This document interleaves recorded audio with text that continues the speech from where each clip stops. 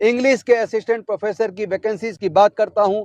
Vacancy निकाली 613 और exam में बैठे लोग 2143। भारत सरकार के यूजीसी के द्वारा आयोजित किए जाने वाला नेट जीआरएफ, इसको पास करने वाले लोग ये एग्जाम पास क्यों नहीं कर पा रहे? आइए 14 दिसंबर 2025 को रामलीला मैदान सुबह 11 बजे हम और आप सब लोग मिलकर देश के संविधान और लोकतंत्र को बचाने की लड़ाई को तेज करेंगे।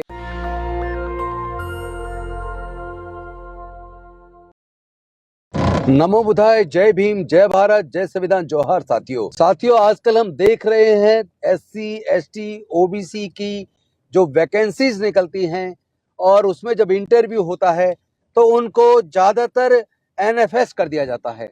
और ये एनएफएस का मतलब है नॉट फाउंड सुटेबल, यानी वो नेट क्वालिफाई कर सकते हैं, जीआरएफ क्वालिफाई कर सकते हैं, पीएचडी कर सकते हैं, लेकिन इंटरव्यू पास नहीं कर सकते।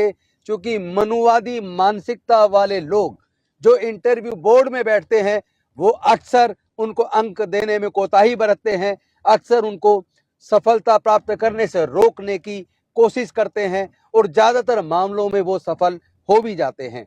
आप सब देख रहे हैं कि लगातार यूनिवर्सिटीज के अंदर आरएसएस से जुड़े लोगों का सिलेक्शन हो रहा है। लेकिन एक पीड़ादायक बात मैं आपके सामने रखना चाहता हूं। हरियाणा प्रदेश सिलेक्शन कमीशन ने अभी कुछ वैकेंसीज निकाली 613 इंग्लिश के असिस्टेंट प्रोफेसर की। इसी तरह की असिस्टेंट प्रोफेसर की अन्य विषय में भी वैकेंसीज निकली, लेकिन मैं केवल इंग्लिश के असिस्टेंट प्रोफेसर की वैकेंसीज की बात करता हूं। वैकेंसी निकाली 613 और एग्जाम में बैठे लोग 2143।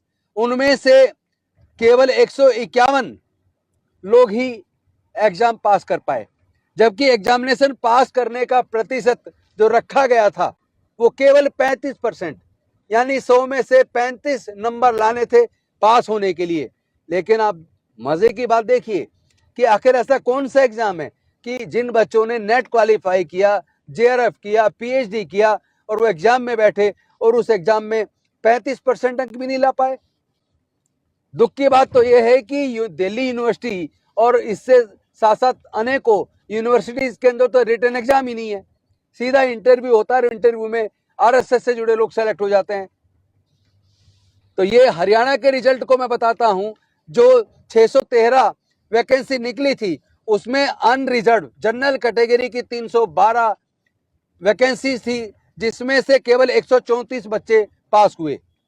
ईडब्ल्यूएस की 60 वैकेंसी थी, जिसमें से केवल 6 बच्चे पास हुए। शेड्यूल्ड कास्ट की 2 कैटेगरी हैं। डीएससी में 60 वैकेंसी थी, 1 पास हुआ, और शेड्यूल्ड कास्ट की दूसरी कैटेगरी में 60 वैकेंसी में से केवल 2 बच्चे पास हुए। इसी तरह ओबीसी में भी 2 कैटेगरी है। 36 में से 1 कैटेगरी में 5 बच्चे पास हुए और 85 वैकेंसीज के अगेंस्ट 3 बच्चे पास हुए ओबीसी के। पीडब्ल्यूडी 0, यानी फिजिकली जो चैलेंज्ड हैं वो 0 पास हुए। ईएसएम 0 पास हुए। टोटल 613 वैकेंसी में से केवल 151 बच्चे पास हुए। तो आखिर इन यूनिवर्सिटी से पीएचडी करने वाले लोग, आखिर भारत सरकार के यूजीसी के द्वारा आयोजित किए जाने वाला नेट जीआरएफ, इसको पास करने वाले लोग ये एग्जाम पास क्यों नहीं कर पा रहे? क्या हमारी यूनिवर्सिटीज का स्तर इस हद तक गिर गया है? और जहां पर रिटन एग्जाम नहीं है, केवल इंटरव्यू होता है, वहां पर जनरल कैटेगरी के लगभग सारी वैकेंसी भर दी जाती है। एनएफएस ना के बराबर देखने को मिलता है। लेकिन जब एससी, एसटी, ओबीसी की बात आती है तो भारी मात्रा में उनको एनएफएस कर दिया जाता है, नॉट फाउंड सुटेबल करके उनकी भर्ती नहीं की जाती। इस तरह का पक्षपात केवल एक हरियाणा में नहीं है। अभी मैं देख रहा था राजस्थान का, राजस्थान के अंदर भी इसी प्रकार 1913 वैकेंसीज निकली और 1913 वैकेंसी के अगेंस्ट में हम देख रहे हैं कि शेड्यूल्ड कास्ट को कम सीटें दी गई, शेड्यूल्ड ट्राइब को कम सीटें दी गई और ओबीसी को भी कम सीटें दी गई। लेकिन जनरल कैटेगरी और ईडब्ल्यूएस, वो भी जनरल कैटेगरी है, उनको ज्यादा सीटें दी गई और वहां भी रिजल्ट वही एनएफएस। खासतौर पर scheduled caste, scheduled tribe, OBC को बड़ी मात्रा में एनएफएस कर दिया गया। और यहां तक सुना है कि राजस्थान की सरकार ने यह फैसला लिया कि जो एससी, एसटी, ओबीसी के बच्चे नहीं आ पा रहे हैं, वैकेंसीज खाली हैं, उनको डी रिजर्व करके जनरल कैटेगरी से भर दिया जाए।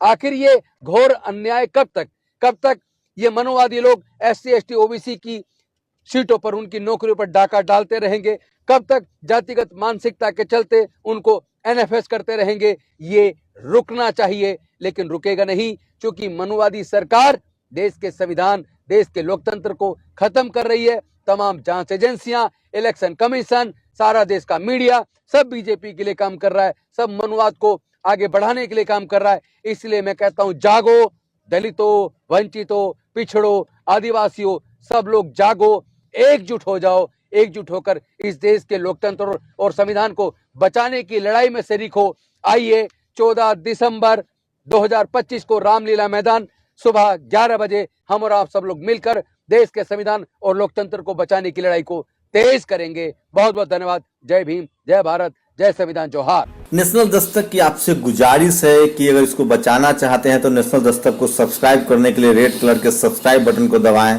फिर बेल आइकन की घंटी दबाएं। नेशनल दस्तक को बचाने के लिए बहुत जरूरी है कि हर खबर को शेयर करें, लाइक करें, कमेंट जरूर करें।